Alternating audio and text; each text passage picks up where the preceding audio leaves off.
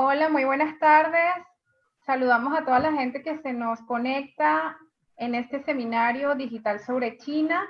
Vamos a comprobar que nuestro ponente está en línea. Saludos, Carlos. Hola, buenas tardes, ¿cómo están? ¿Me escuchan bien? Yo te escucho perfecto. Perfecto, maravilloso. Bueno, son las 2:09 de la tarde. Entonces vamos a comenzar este seminario sobre China. Vamos a introducir hoy a nuestro ponente, el compañero Carlos Piña. Él es egresado de la Universidad Central de Venezuela. Además tiene una especialización en política petrolera y actualmente está realizando una maestría en la Universidad Nacional Autónoma de México. Hoy vamos a estar escuchando una ponencia sobre las relaciones económicas entre China y Venezuela. Además, vale la pena decir, escuchando algo de audio por ahí. Vale la pena decir que nuestro ponente viene realizando investigaciones, está asociado además a la Red Académica China, América Latina y el Caribe, y ha venido desarrollando un conjunto de investigaciones y un conjunto de artículos.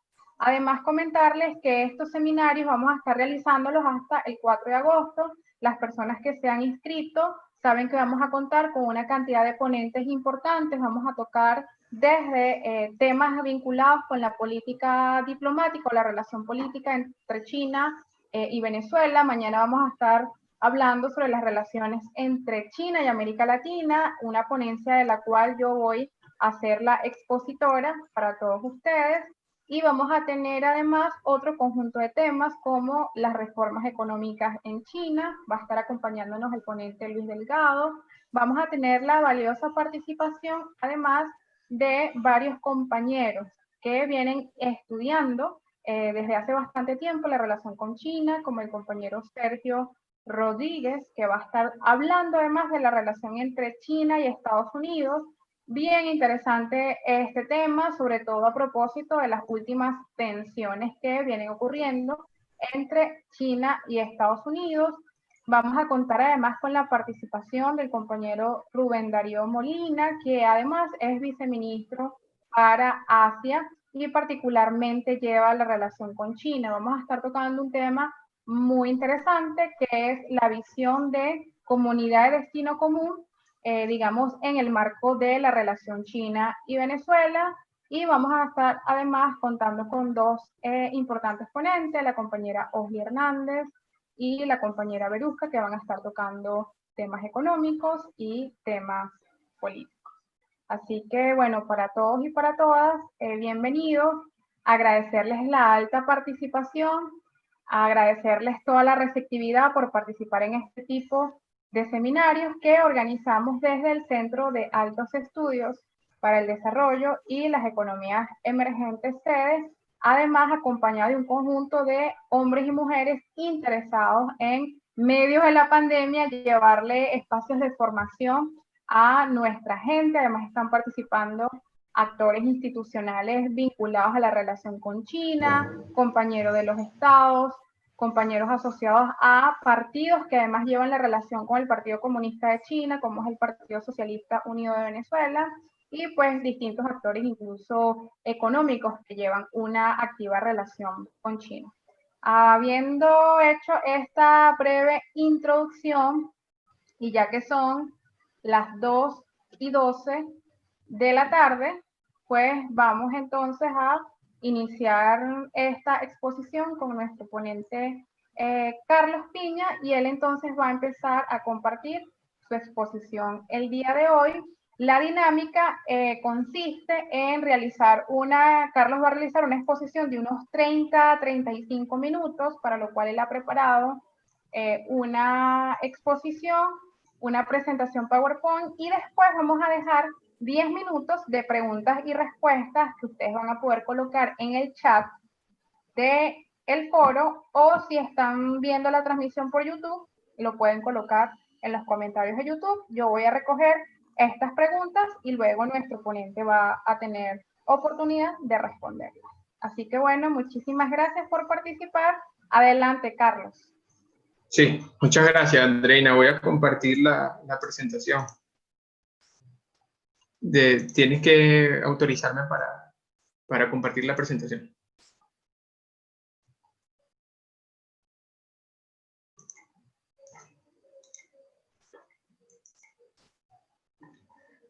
Listo. Ahí ven la presentación.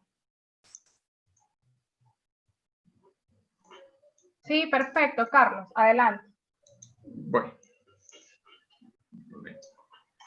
Y bueno, primero que nada, Andreina, muchísimas gracias a ti y a todo el equipo del CEDES por esta invitación muy cordial que me realizan para poder, bueno, hablar de este tema tan interesante, tema que a pesar de que ha sido muy importante para nuestro país, no hay muchas publicaciones recientes. Más bien nos hemos venido dando la tarea de trabajar este tema, tanto individualmente en la red académica China-América Latina como en el CEDES. Y la idea es compartir un poco algunos datos, algunas referencias para que nuestros oyentes puedan tener una idea de lo que ha sido el modelo de cooperación entre China y Venezuela.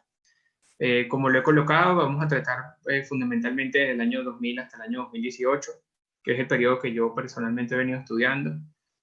También, si lo desean así, al final de la exposición podemos conversar un poco lo que han sido los últimos 2 años, 2019 y 2020, de la relación entre ambos países.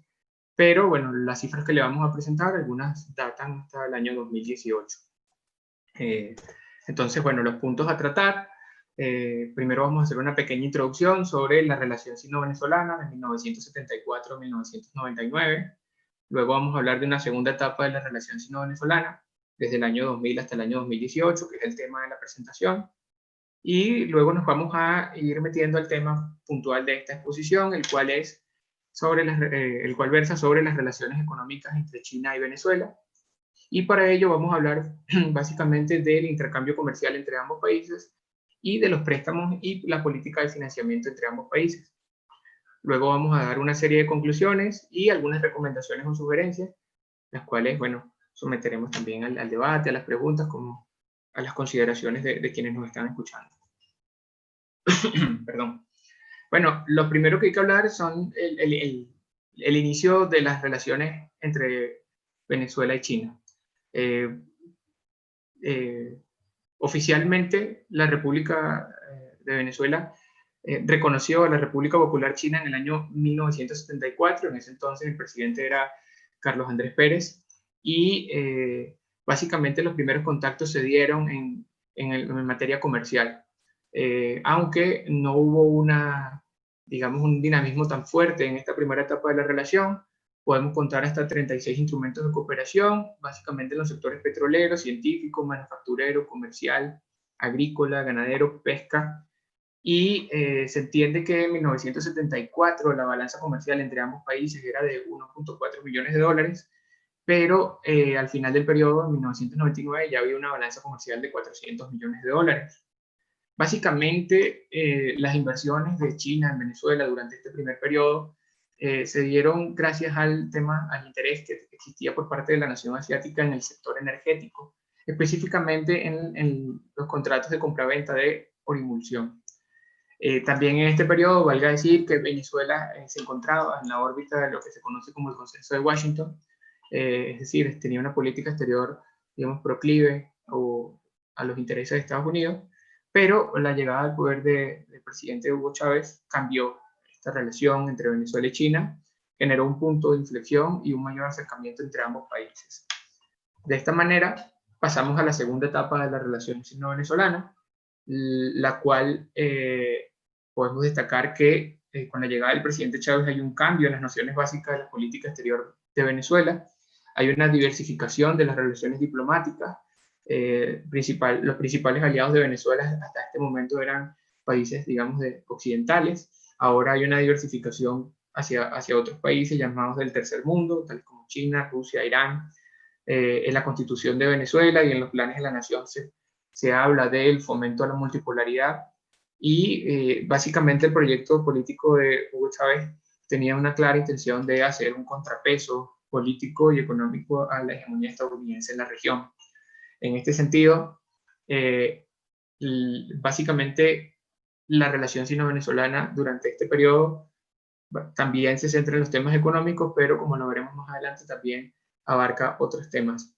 En cuanto al impulso económico de la relación sino-venezolana, se mantiene el interés de la compraventa de hidrocarburos, aunque ya en esta etapa ya la urimulsión fue prohibida por parte del gobierno de Hugo Chávez, y se empieza a tejer una relación que tiene la energía como eje central. Básicamente, los primeros acercamientos implican inversiones directas en el sector petrolero, en el sector minero e industrial, y la expresión jurídica de este acercamiento entre ambos países fue el Acuerdo de Cooperación Energética Decenal de 2001-2011, firmado en el año 2001, y la creación de la Comisión Mixta de Alto Nivel, la cual data de 2001, ya se reunió, hasta donde tenemos información, 16 comisiones mixtas de alto nivel, y luego en el año 2007 hay un punto de inflexión, que es la creación de los fondos de financiamiento conjunto entre ambos países, que es lo que se conoce como los fondos chinos venezolanos. En cuanto a las relaciones económicas, tenemos algunas consideraciones generales. China se relaciona con América Latina en términos económicos a través de diferentes áreas, como por ejemplo el comercio, la inversión directa, el financiamiento y los proyectos de infraestructura. En el caso de Venezuela, existe una coincidencia de la estrategia china en la región, es decir, cuando China se relaciona con Venezuela, lo hace a través de relaciones comerciales, al mismo tiempo inversión directa, financiamiento y algunos proyectos de infraestructura. Un punto clave que tenemos que tener en consideración cuando analizamos las relaciones Venezuela-China es que en el año 2000 en adelante hubo una coincidencia, una concordancia de intereses y políticas entre ambos estados. De parte de Venezuela, como ya se los dije, Venezuela buscaba reducir la dependencia política y económica de los Estados Unidos, en tanto que China deseaba incrementar su presencia en el mundo, con especial énfasis en las zonas periféricas o en las regiones subdesarrolladas, que es más o menos lo que se conoce como cooperación sur-sur. Como ya les dije, el petróleo fue el eje central sobre el que giró toda la relación económica entre China y Venezuela, pero esta también debe entenderse analizando de forma conjunta las relaciones comerciales, las relaciones de inversión y los préstamos o financiamiento. Acá tenemos un primer gráfico, el cual lo hicimos tomando datos del Sistema Mundial Integrado de Comercio del Banco Mundial. Es sobre la balanza comercial o el intercambio comercial entre China y Venezuela. En las barras azules vemos las exportaciones que se hicieron desde Venezuela hacia China, y la línea roja representa las importaciones que se hicieron desde China hacia Venezuela.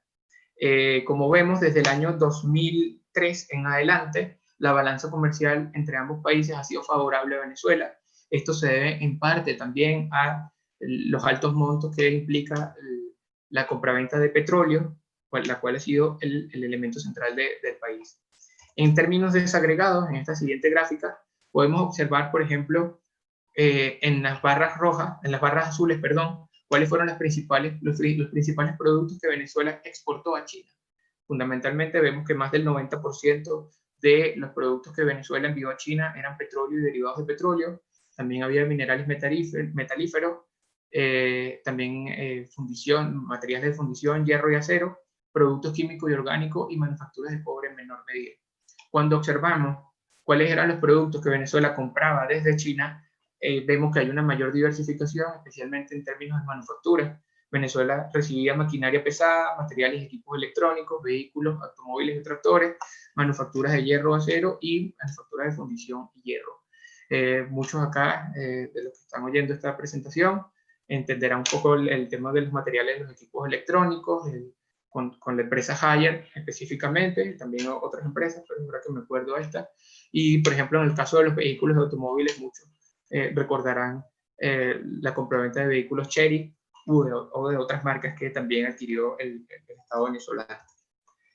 En cuanto a la inversión extranjera directa de China hacia Venezuela, básicamente el siguiente gráfico nos muestra cuál ha sido el comportamiento de la inversión extranjera, la inversión directa de China en Venezuela.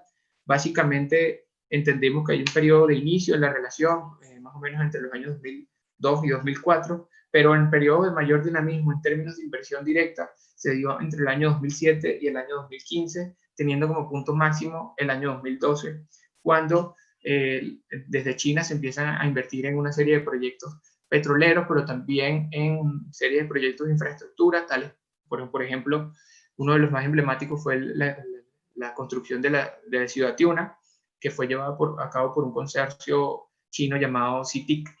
Y luego en el 2018 tenemos una estimación de una inversión china en el sector petrolero, específicamente en la empresa mixta Petrosinnovenza. Con respecto a la diversificación de la inversión extranjera directa de China en Venezuela, entendemos que el 60%, el 60.8% se fue hacia las materias primas, básicamente petróleo y minería, el 29% hacia el sector servicios. Recordemos que, para quienes no lo saben, las actividades de construcción entran dentro del sector servicios y, por ejemplo, el caso de Ciudad Tiuna, Ciudad Tabacares y otros proyectos de infraestructura relevantes que llevaron a cabo empresas chinas en Venezuela representan este 29%. Y por último, el sector manufactura, el sector industrial, el sector secundario, se llevó el 10.3%. Básicamente se crearon en algunas empresas ensambladoras de autos, en Maracay, en el caso de Chery, se creó una empresa ensambladora de autobuses en el estado de Yaracuy, y una empresa ensambladora de productos y electrodomésticos en la localidad ¿cómo se llama esta zona? Perdón, de Ocumare. Tenemos acá la disgregación de las inversiones de inversión extranjera directa. No voy a ahondar en todas las transacciones, fueron 22 transacciones, las pueden buscar en internet. También hay algunos escritos que se han hecho. Hice un trabajo hace un par de años sobre las inversiones directas de China en Venezuela, con fuentes, con citas que comprueban la realización de las mismas.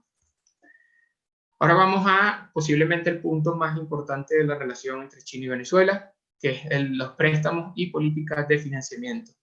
Los aspectos destacados de la política de préstamo y financiamiento, bueno, que China desembolsó nada más y nada menos que 62.231 millones de dólares aproximadamente en préstamos hacia Venezuela.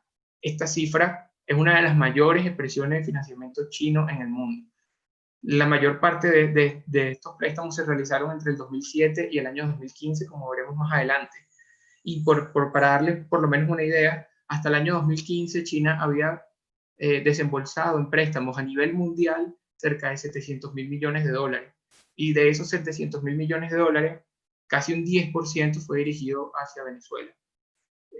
Lo cual es muy, muy importante que un país que de solo 30 millones de habitantes, claro, con las mayores reservas de petróleo del mundo, haya capturado una porción de dinero tan importante en esta política de expansión de capitales por parte de China.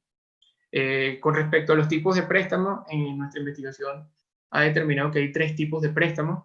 Hay unos préstamos dirigidos a proyectos de infraestructura y programas sociales. Eso es lo que se conoce como los fondos chinos. Hay unos préstamos dirigidos directamente a la producción de petróleo y hay otros préstamos dirigidos a actividades financieras, minerías, infraestructura, o sea, otro tipo de actividades. Hay 3 tipos de condicionalidades en los préstamos de China. Es importante que lo tengamos en consideración. Por ejemplo, la condicionalidad política está relacionada con el respeto al principio de una sola China. En el caso, por ejemplo, del reconocimiento como territorio chino de Taiwán o de Hong Kong.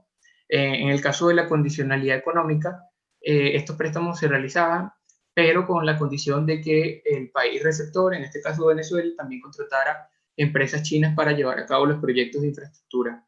Y la condicionalidad arraigada hace referencia a, digamos, la necesidad que tiene Venezuela cada vez más de ir pidiendo nuevos préstamos a China.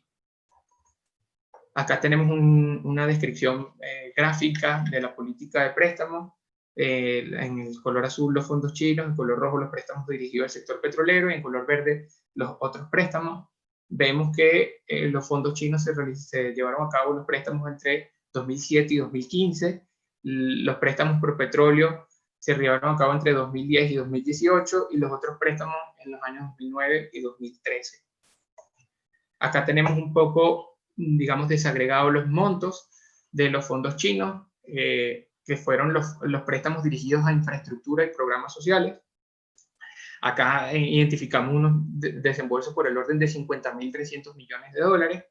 Del lado derecho de la pantalla podemos ver cuáles son los diferentes tramos en los que se fueron aprobando estos préstamos, porque los fondos chinos fueron fondos rotatorios y lo más importante, sus pagos estaban garantizados con envíos de petróleo. Entonces, se crean dos instrumentos jurídicos importantes: el Fondo de Financiamiento Conjunto Chino-Venezolano, al año 2007, que si observamos la imagen que está al lado derecho, tiene 7 tramos y comprende 30.000 millones de dólares de aporte por parte de China, 12.000 millones de dólares por parte de Venezuela, y también está el Fondo de Gran Volumen a Largo Plazo, el cual se acordó en el año 2010, y tiene 2 tramos importantes: un tramo en dólares de 10.300 millones de dólares y un tramo en renminbi, yuan renminbi, que es la moneda china, por 10.000 millones de dólares en equivalente. Por lo tanto, sumando los dos fondos, tanto el Fondo Conjunto Chino-Venezolano como el Fondo de Gran Volumen a Largo Plazo, observamos que China ha desembolsado 50.300 millones de dólares para proyectos de infraestructura. El aporte de Venezuela a través del Fonden implican 12.000 millones de dólares. También, como les había comentado, se dieron algunos préstamos dirigidos al sector petrolero. Básicamente, acá coloco que los desembolsos acumulados están por el orden de los 14.730 millones de dólares. Debo también confesar que hay una última transacción del préstamo realizado en el año 2018, 5.000 millones de dólares. Ese préstamo se hizo público a través de funcionarios, notas de prensa, pero hay algunas fuentes, algunos investigadores que no lo dan por válido. Nosotros lo damos por válido, pero hay que tener en consideración de que hace falta una fuente oficial que corrobore que estos 5.000 millones de dólares se prestaron en el año 2018. Todo apunta que sí, pero hace falta la fuente oficial. El resto de los préstamos realizados lo podemos buscar las fuentes en los informes de gestión anual, los informes financieros de PDVSA. Estos básicamente estuvieron dirigidos a la producción de petróleo en las empresas mixtas sino-venezolanas. Y un dato importante: desde 2016 en adelante han sido los únicos préstamos otorgados por instituciones financieras chinas a Venezuela. Es decir, los préstamos para infraestructura llegaron hasta el año 2015, los préstamos hacia el sector petrolero siguieron desarrollándose tiempo después. Hay otros préstamos, acá también lo colocamos de forma desagregada. Colocamos 4 transacciones, estuvieron dirigidos por el orden de 2.200 millones de dólares, actividades de minería y construcción, y se otorgaron entre 2009 y 2013. Ahora, para concluir y ya esperar un poco más el tema de las preguntas y el debate de todo esto, ¿qué significó Venezuela para China en América Latina en cuanto a las relaciones económicas? Bueno, Venezuela se convirtió en la puerta de entrada de las inversiones y los préstamos chinos en América Latina. De todos los préstamos que hizo China en América Latina, Venezuela hasta el día de hoy representa más o menos el 45% del monto desembolsado por instituciones financieras chinas en territorio latinoamericano. Y esto fue posible porque Venezuela y China adoptaron un enfoque que privilegió la relación Estado-Estado, que lo inició el presidente Hugo Chávez y que lo mantenió el actual presidente Nicolás Maduro. Con respecto a la política de financiamiento, observamos que esta es una de las mayores expresiones de cooperación económica y financiera entre China y país alguno de América Latina. Puedes estar de acuerdo o no estar de acuerdo en la forma en que se llevaron a cabo los proyectos de financiamiento, pero no cabe duda de que fue una de las mayores expresiones de cooperación entre esta nación asiática y cualquier país de nuestra región. Ahora bien, hay que hacer también ciertas críticas constructivas. Tenemos que tener claro que esta cooperación no se tradujo en un desarrollo productivo para Venezuela. Y probablemente aquí es donde tengamos que hacer, digamos, una revisión crítica de lo que han sido las relaciones entre China y Venezuela. Porque desde el momento en que empieza a caer el precio del petróleo, los préstamos del Fondo Chino Venezolano dejaron de llegar y solo se enfocaron los préstamos chinos hacia el sector petrolero. Se desarrollaron algunos proyectos importantes como Betelca, como Orinoquia, como la planta de autobuses Yutong o la planta de automóviles Chery, pero en la actualidad esos proyectos están un poco estancados. Entonces ya queda de parte, desde la academia hacemos esta recomendación a quienes toman las decisiones en materia de política económica, queda recuperar y reactivar este tipo de relación. Entre el año 2000 y 2018 encontramos 3 subetapas con respecto a las relaciones Venezuela-China. Una primera etapa de conformación y configuración de la relación entre 2000 y 2007.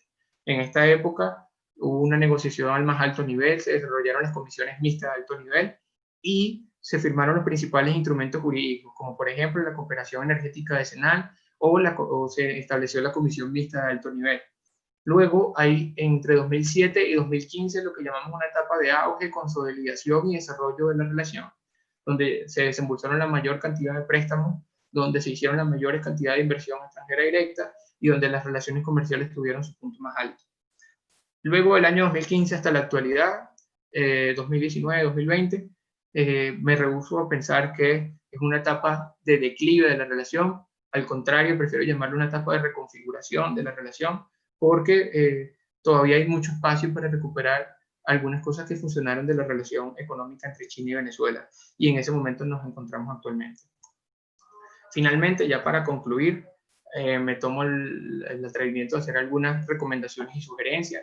Para Venezuela es fundamental mantener una relación estratégica, cordial y de cooperación con China, país que en el pasado, pero también en el futuro, puede representar una fuente de financiamiento atractiva para los intereses de Venezuela. La relación la relación bilateral entre ambos países, señores, también ya debe superar la lógica de la compraventa de petróleo y derivados. Muchos de los que están escuchando saben, la mayoría son venezolanos, saben todas las potencialidades que tiene nuestro país. Nuestro país tiene unas potencialidades en el sector industrial, en el sector turismo, en el sector servicios. Se puede superar la compraventa de petróleo y derivados y esto puede diversificar más la relación, incluso diversificar la economía venezolana. Lo que estamos haciendo acá y lo que seguiremos haciendo es promover un amplio y profundo debate político y académico con el propósito de delinear una estrategia a mediano y largo plazo hacia China. Y esto en algunos casos preocupa, compañeros, porque en algunos aspectos muchos países que tienen relación con China y debido a lo que significa China en la actualidad, tienen una estrategia a largo plazo para relacionarse con este país asiático. Venezuela no debe ser la excepción. Y finalmente, Venezuela debe tomar en consideración un enfoque cooperativo que privilegie una relación triangular con China, Estados Unidos entre China, Estados Unidos y Venezuela. Pase lo que pase en Venezuela, políticamente hablando, debe desarrollarse esta política a mediano y largo plazo, tomando en consideración de que China y Estados Unidos son las principales potencias mundiales y que probablemente Venezuela tendrá que establecer relaciones cordiales de respeto con ambos países, y esto se puede hacer mediante un enfoque de relación triangular, que es un concepto nuevo que se está desarrollando en la academia para aquellos países que de alguna manera se encuentran en el medio de las disputas entre ambas potencias. Entonces, bueno, básicamente, Andreina, compañeros del CES, estos han sido los datos más relevantes que he querido exponer en esta presentación, y bueno, espero sus preguntas y sus comentarios. Muchas gracias.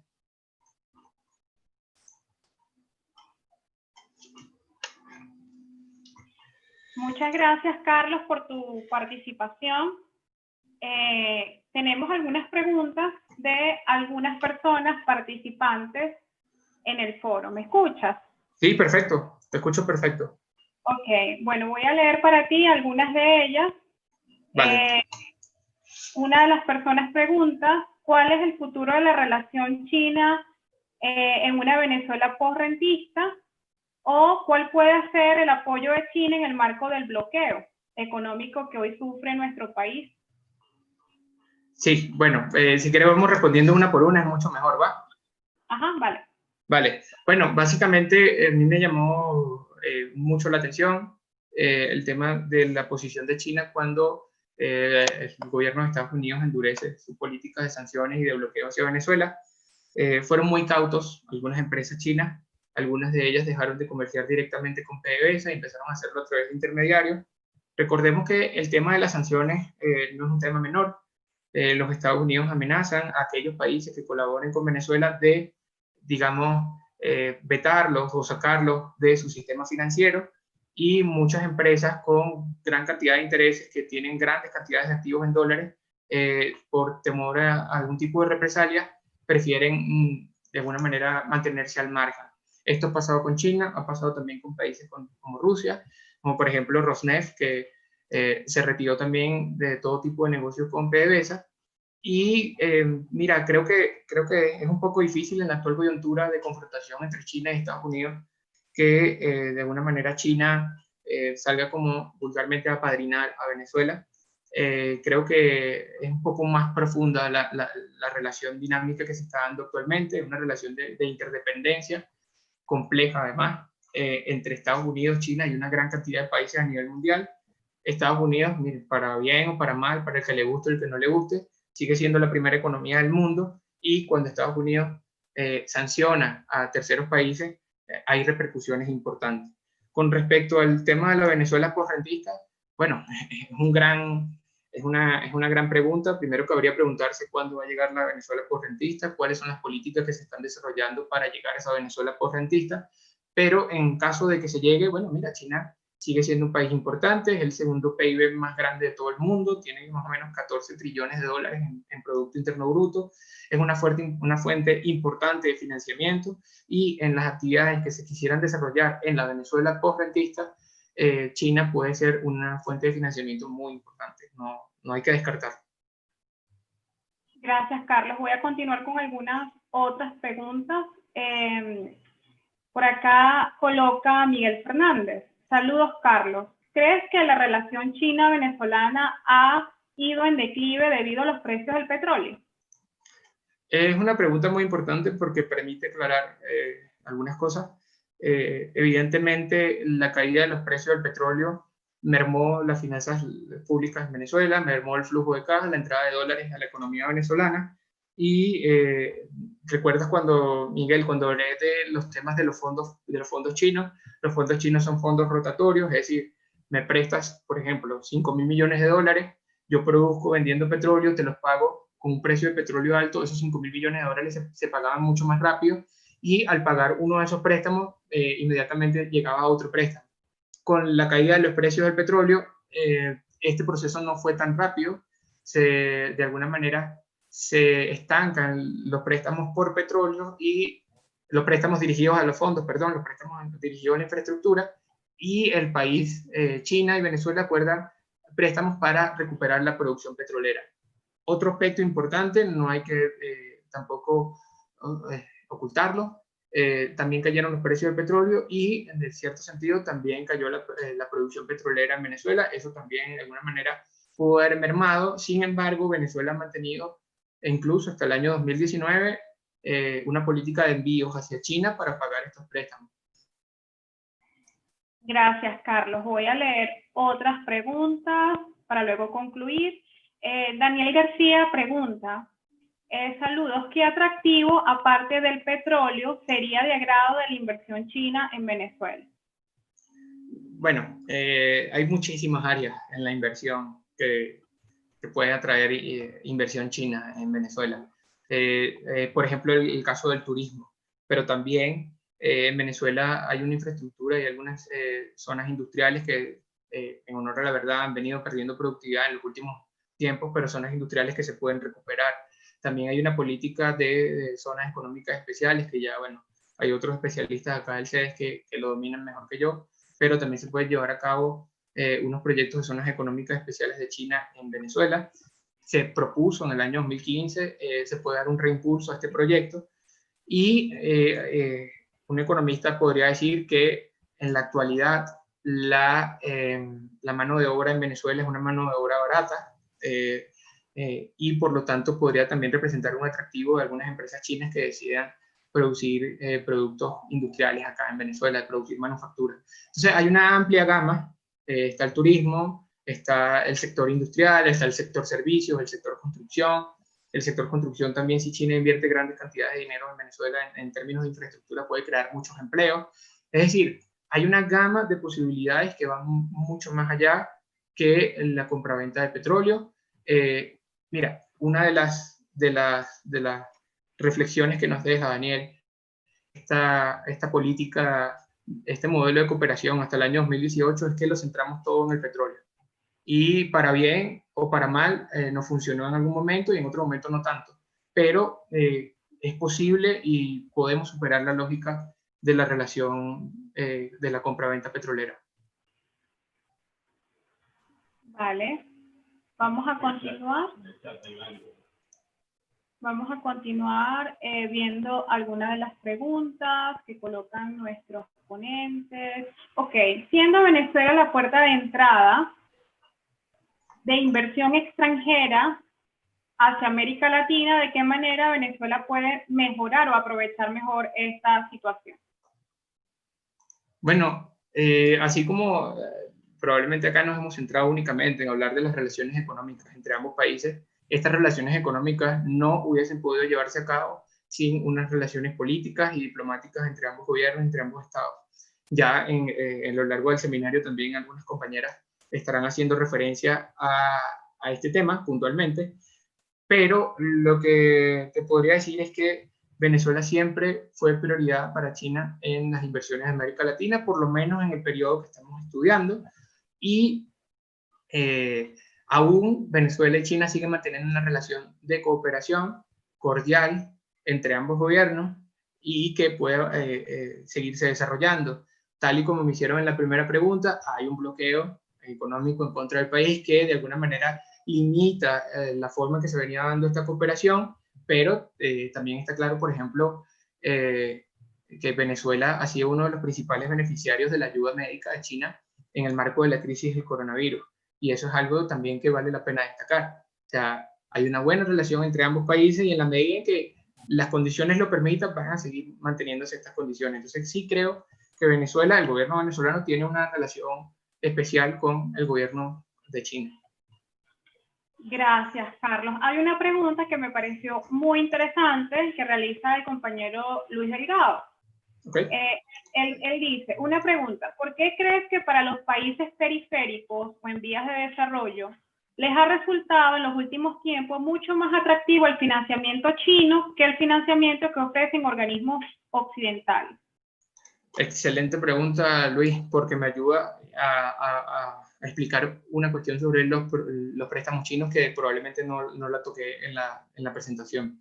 Mira, básicamente las empresas, los bancos o las instituciones financieras que conocemos como occidentales, el Fondo Monetario Internacional, el Banco Mundial o el Banco Interamericano de Desarrollo, desarrollaron una política de préstamos en la cual prestaban dinero a países desarrollados, pero en especial a países subdesarrollados, pero lo hacían a cambio de un tipo de condicionalidad, y la condicionalidad era una intervención en la política económica de estos países. Es decir, para explicarlo de forma sencilla, el Fondo Monetario Internacional le prestaba dinero a Argentina, por ejemplo, y le decía, bueno, te voy a prestar los 5.000 millones de dólares, pero debes modificar tu tipo de cambio, debes cambiar tu balanza de cuenta corriente, debes devaluar, debes privatizar algunas empresas. Es decir, eran políticas, era intervención en políticas macroeconómicas.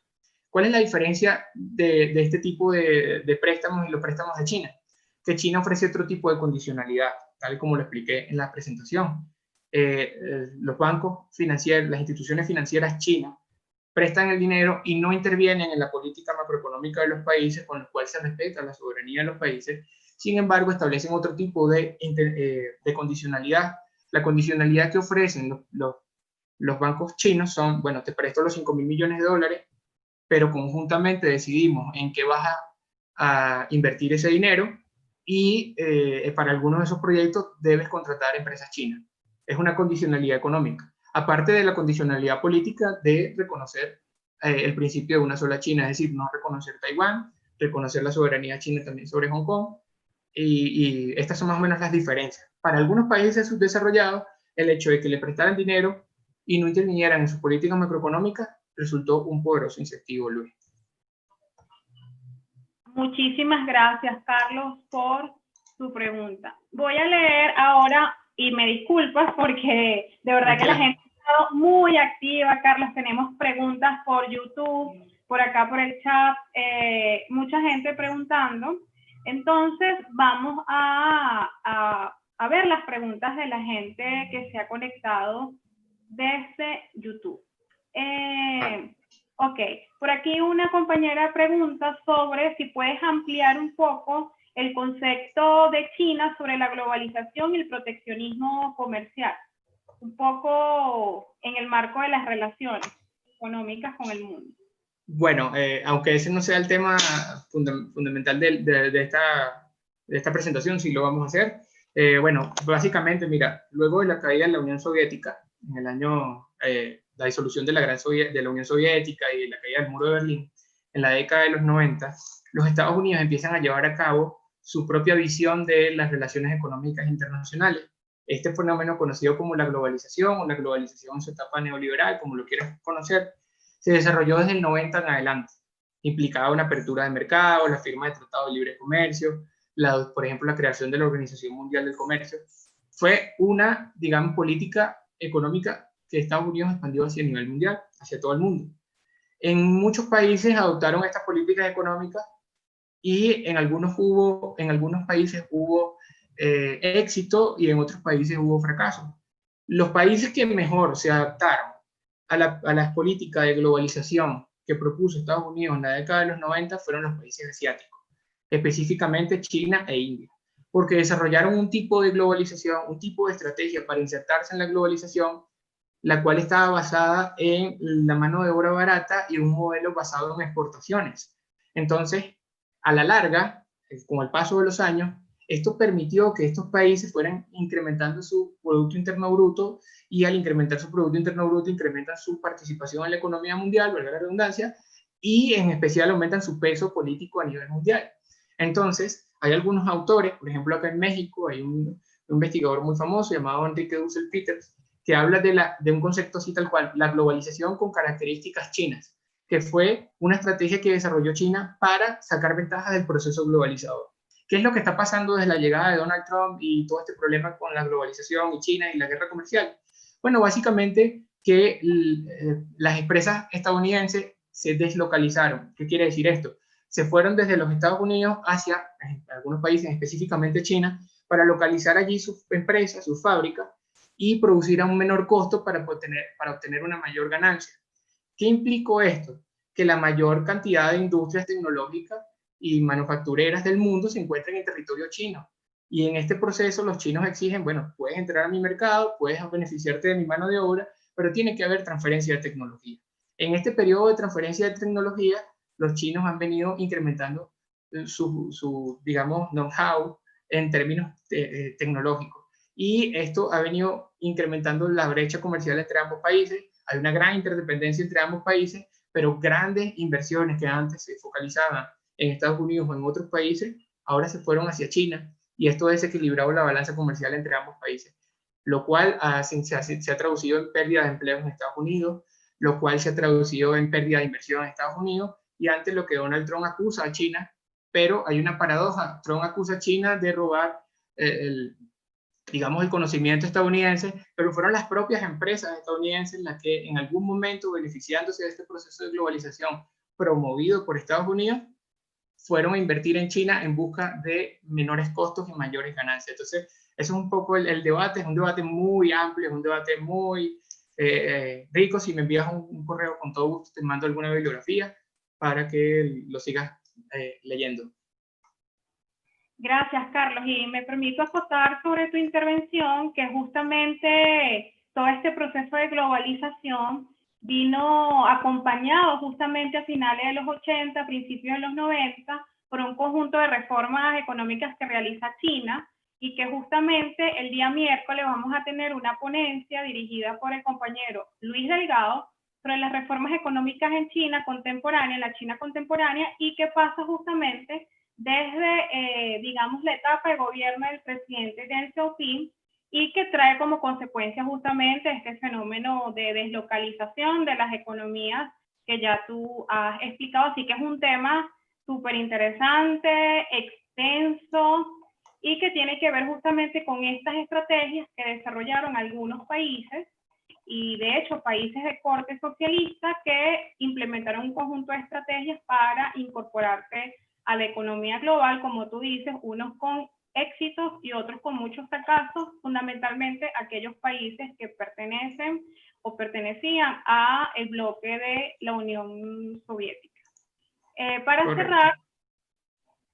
cerrar, porque ya casi son las 3 de la tarde, vamos a ir leyendo las últimas preguntas. Por aquí el señor Carlos Brandt realiza una pregunta. Saludos, Carlos. ¿Cuál es tu opinión acerca de la posible ascensión definitiva de China como potencia global, desafiando el orden actual y la supremacía de Estados Unidos en diferentes áreas, en el marco de lo que ha significado la pandemia?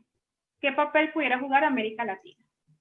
Bueno, gran pregunta, una pregunta muy, muy importante que también nos lleva a un tema muy, muy actual. Hemos venido repasando, y como tú bien lo acabas de decir, y lo vamos a ver el miércoles con Luis, China al día de hoy, gracias a sus políticas económicas, su política exterior, ha venido fortaleciendo su papel en la economía mundial. Y esto ha cambiado la balanza de poder a nivel internacional. Evidentemente China no es lo que era hace 30 años. China hoy es la segunda economía del mundo, con una gran cantidad de inversiones en muchos países. China tiene un proyecto económico y geopolítico muy importante, como el conocido el de la Franja de la Ruta o el Cinturón de la Ruta y la Seda, la cual tiene un componente terrestre y tiene un componente marítimo.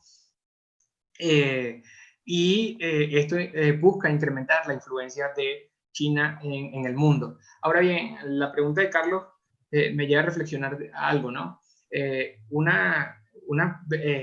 A ver, hay una pregunta que ronda mucho en círculos académicos y políticos en el mundo, ¿no? Y es, ¿China representa realmente una amenaza para la hegemonía de los Estados Unidos? Y entonces, para responder esta pregunta hay que plantearse varias cosas. Primero, si es una amenaza probable o una amenaza real, pero sobre todo es un tema donde juegan mucho las percepciones. Y en las percepciones es importante ver qué piensa Estados Unidos sobre China. Y el gobierno de Donald Trump y sus funcionarios, Mike Pompeo o el vicepresidente Mike Pence, han declarado claramente que China es una amenaza para el liderazgo de Estados Unidos. ¿Qué quiere decir todo esto? Bueno, si la principal potencia del mundo considera a la principal potencia emergente como una amenaza, evidentemente es por algo. Si tu rival te está reconociendo, es porque ya tú estás reconociendo cuáles son tus capacidades, tus potencialidades, y sí, creo que China, en cierto sentido, la política exterior china representa un desafío para el liderazgo estadounidense. La pregunta que se hace una gran cantidad de académicos es posible, o sea, pueden cohabitar, pueden coexistir China y Estados Unidos en las actuales condiciones. Eso forma parte del debate actual. ¿Qué papel puede jugar América Latina en este proceso? América Latina, por más que sea, no deja de ser una región periférica. En el caso del COVID, América Latina se está viendo muy afectada por el tema del coronavirus y necesita mucho de la cooperación o de lo que llaman la diplomacia médica en términos de kits para hacer pruebas de coronavirus o de medicamentos, o bueno, cuando esté la vacuna, que esperemos sea pronto. Y en esto China puede jugar un papel importante, en especial porque Estados Unidos tiene muchos problemas internos y probablemente la cooperación hacia la región en términos médicos no sea tan significativa como podría ser la de China. Entonces creo que América Latina juega un papel importante. Se están desarrollando nuevos esquemas de cooperación, en este caso la diplomacia médica o cooperación en el ámbito de la salud, y China puede jugar un papel importante en esto, no hay ningún tipo de duda. ¿Aló? ¿Me escucha? Andreina, ¿estás allí? Hola, ¿me escuchas? Sí, perfecto, perfecto. Ok, gracias por tu respuesta, Carlos. Fíjate, aquí hay otra pregunta. Es que el tema es tan interesante que hay muchas preguntas y yo no quiero dejar de hacértelas porque son temas de verdad de contexto nacional y global. Si quieres, lo que podemos hacer es también guardando las preguntas, guardas las preguntas y luego las podemos responder por otra vía. También podría ser. Sí. Vamos a hacer todo, vamos a dejar todo registrado. Incluso hay muchas personas que nos están pidiendo material de apoyo y luego podemos enviarles por correo todos los materiales de apoyo asociados a tu ponencia. Pero quiero entonces cerrar con esta pregunta del compañero Osvaldo Carrasquero. Él dice, saludos, ¿hemos aprendido los venezolanos a negociar con los chinos? ¿Son justos a tu criterio las condiciones económicas establecidas en las negociaciones? Bueno, esta es una pregunta realmente complicada, ¿no? Mira, Osvaldo, te podría decir que los chinos cuando negocian con Venezuela, y no quiero ser tan crudo, pero tengo que serlo, los chinos cuando negocian con Venezuela no lo hacen pensando en los intereses de Venezuela, lo hacen pensando en los intereses de China. Entonces, sí hay espacio para la cooperación, sí hay cierto tipo de altruismo, pero también tengamos en cuenta que China tiene unos intereses. Y en cierto sentido, mucha gente critica la relación económica entre China y Venezuela desde la visión actual. Es decir, muchos piensan que la relación ha sido perder-perder, pero resulta que no ha sido así. Hay etapas donde ha habido ganar-ganar, y hay etapas donde ha habido perder-perder, por culpa de ambos sectores. Y esa es la crítica que tenemos que hacer.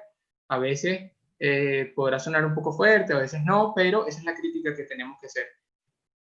Ahora, ¿qué implica esto? ¿Que nos vamos a dejar de relacionar con China, que más nunca vamos a establecer un convenio comercial con ellos? Eso no va a pasar. Pase lo que pase políticamente en Venezuela, eso no va a pasar. Lo que tenemos que hacer, Osvaldo, es aprender de las lecciones aprendidas, valga la redundancia, perdón, aprender de las lecciones que nos ha dejado estas últimas 2 décadas, las cosas buenas, las cosas no tan buenas, para desarrollar una estrategia a mediano y largo plazo de relación con China. Eso nos puede dar una ventaja en una mesa de negociación. Y bueno, estoy completamente convencido de que esa es una de las labores del CEDES, ¿no? Y seguiremos trabajando en eso.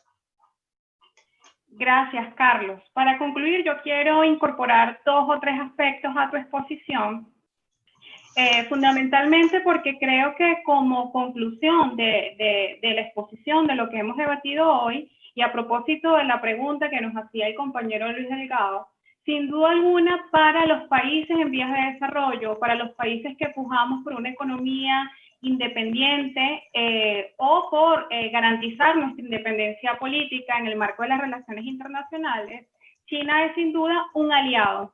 Es un aliado en el marco justamente de la construcción de un nuevo mundo, de un nuevo tipo de relaciones internacionales en donde haya respeto entre los países y donde la cooperación económica y política se base en el precepto de ganar-ganar. Ahora, eso no implica que en las relaciones internacionales, y hay que ser como muy justo y maduro en esto, en las relaciones internacionales cada país defiende sus intereses. Ahora, que hay algunos objetivos comunes para construir esa idea de comunidad internacional que sea justa, que sea democrática, que no sea impositiva, que sea respetuosa del derecho a la autodeterminación, es otra cosa. Y justamente sobre estos temas, sobre una vez identificado que evidentemente existen intereses particulares en los estados, y por eso es que hay que tener una visión no romántica de las relaciones internacionales. Pese a eso, hay algunos puntos en común, una visión compartida de cómo se debe dirigir el mundo, ¿no? Con estos principios que ya he dicho, la democracia, el derecho a la paz, la no imposición de la guerra y un conjunto de elementos. Creo que allí compartimos con China algunos preceptos y justamente por eso el día viernes, vamos a estar compartiendo una ponencia sobre la comunidad de destino común como un precepto internacional que ha lanzado el presidente Xi Jinping y que comparte con la diplomacia venezolana. Entonces creo que hay que mirar las cosas no solamente desde lo académico, desde lo político, sino en su justa dimensión. Eso lo quería incorporar en el debate, en la exposición, pero además también creo que hay un aspecto, y para lo cual desde el CEDES estamos preparando un seminario particular sobre temas económicos. Este seminario que hemos, organizado esta semana tiene aspectos políticos, económicos, diplomáticos, pero queremos organizar un seminario específicamente económico para también mirar lo caliente de la relación económica privada que hoy existe en Venezuela y se aviva cada vez más, incluso en medio del bloqueo, los niveles de importación por canales privados que se ha experimentado en los últimos meses en Venezuela desde China es enorme. De hecho, alguien hacía una pregunta o hacía la acotación de cómo nosotros deberíamos aprovechar más esa relación económica para que los productos importados de China que lleguen en este momento al mercado venezolano puedan tener mejores precios para el consumidor final.